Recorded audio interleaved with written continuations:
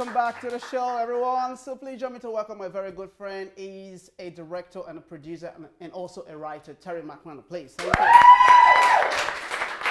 Hello, sir. How are you? How you doing? Good to see you, sir. Thank you for coming. Please have a Too. seat.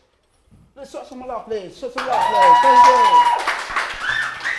Welcome to the show, Mr. Terry. It's been a while. How have you been keeping? The usual insanity. Very good. So, Mr. Terry, can you talk us through when did you start working in the film industry? I was homeless for a while, and I saw firsthand how easy it is to become a ghost in your own life. And I fought against that by trying to do the only thing that I thought I was capable of doing, which was staring at a blank page and writing the first word of a first sentence of a first paragraph. Wow. And that became a screenplay.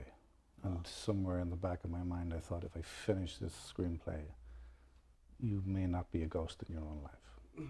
That's very true. Was there anything in particular that inspires you to go into the film industry in particular? The desire for sex and drugs and fame.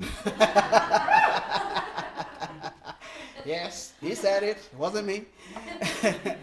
So, when you were in the process of that, what would be the thing that was going through to your mind? What would be your goal, your aim? What are you striving for while you're in this film?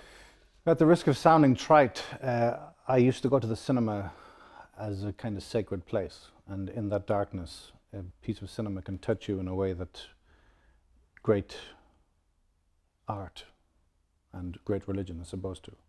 And I dreamed that perhaps you might be capable of helming something that could talk to somebody else who sat in the dark, and they're responding to your work the way you had responded to others. Wow. So that desire to reach out to somebody who's alone in the dark and let them know that they're not entirely alone.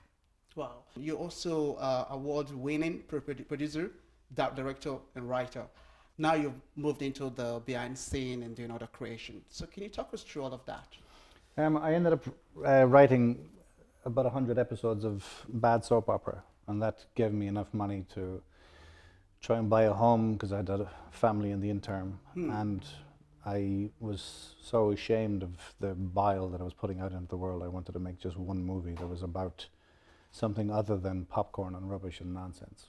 And I wrote and directed a film called Charlie Casanova, which was one of the most hated movies ever made. And it was made as an act of desperation, and it was made in a tiny time frame. And it became this extraordinary explosion. And I thought I'd never make another movie, and then the second one came along. Wow. And you're in Ireland now. How would you compare the movie industry you have in Ireland? How's that changed? Is there any big changes in that right now? Well, for me, like something along the lines of what you're doing here.